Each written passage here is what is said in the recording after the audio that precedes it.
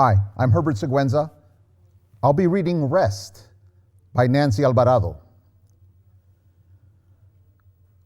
I wish I hadn't gasped when I entered the room. I hope he didn't hear me.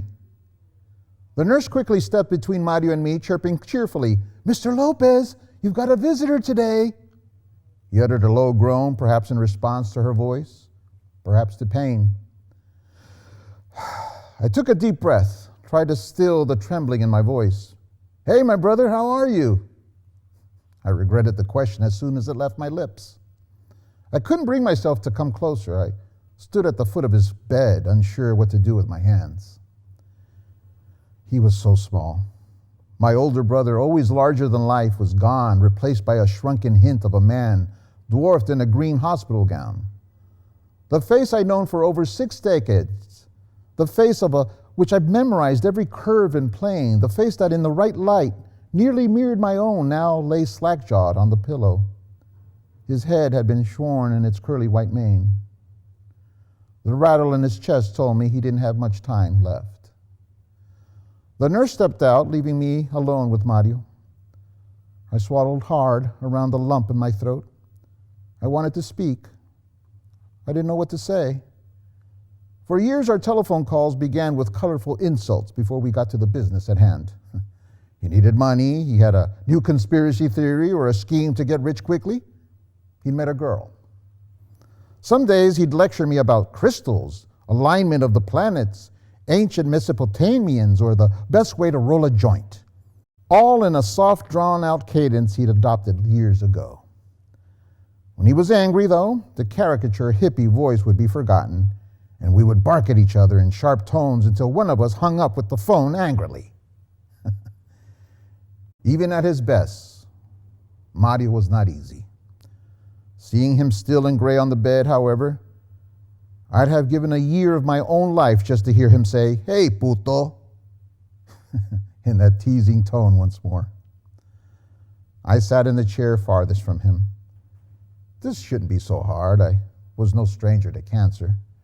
I nursed my late wife through a 4-year bout with ovarian cancer, keeping her at home until she could no longer bear the pain. She passed away in the same hospice facility in which I now stood, looking across the room at the shell of my brother.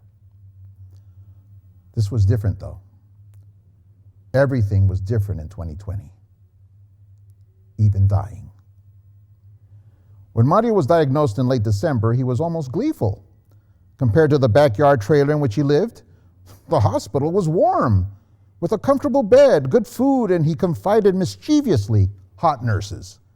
If I could have smuggled him a pipe and a few grams of herb, he'd be in heaven. Oncologists and caseworkers weighed in. The prognosis of pancreatic cancer wasn't good, and Mario's general state of health meant he wasn't a good candidate for chemotherapy. Surgery followed by pain management. Meant he'd be comfortable as the medical team figured out next steps. Not much more was promised. No one in their right mind would release Mario to his trailer to recuperate. It was damp, dank, a hoarder's paradise. The walls permeated with smoke and mold. I spent much of January and February rearranging furniture in my imagination, trying to figure out how to fit Mario into my home. Physically, I could wedge him in, a little shifting of dog, cat, daughter, and girlfriend, and there would be room.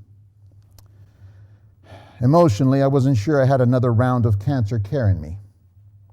I doubted I had the time, energy, or patience to nurse Mario. I certainly didn't have the money. But he was my brother, and I would not turn him away if he needed me. March blew in with fierce, cold, and frightening talk, as bodies piled up in makeshift morgues across the country, and whispers of pandemics rustled through daily conversation. I was no longer allowed to visit Mario in the hospital. Instead, I'd stop by the giant sliding glass door for a squirt of hand sanitizer before handing an aide a bag containing Mario's most recent requests.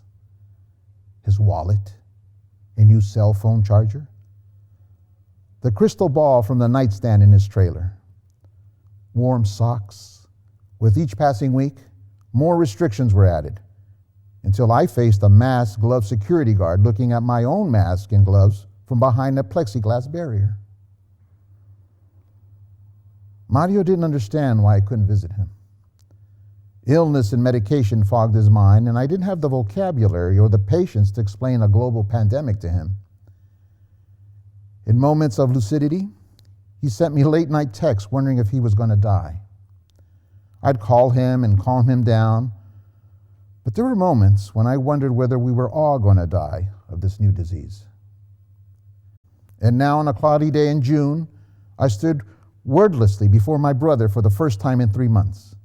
I'd beg his social worker to let me see him in hospice, a place where I could present no danger to him, where there was no danger left to be had. I forced myself to stand, to go to his bedside. It just didn't seem right to stroke his hand. We should have been lightly punching each other's arm in greeting. I wondered if anyone had touched him besides nurses, briskly bathing him. My vision blurred through my tears. I wish I had the kind of voice to sweetly sing him home. It had been so hard to be Mario, taught with anger and broken dreams. If I could have found the words, I would tell him, dying will be gentle, easier than this world. Wherever you're ready, let go. Instead, I whispered, I love you, brother. Patted his arm and tiptoed out, knowing we would both rest.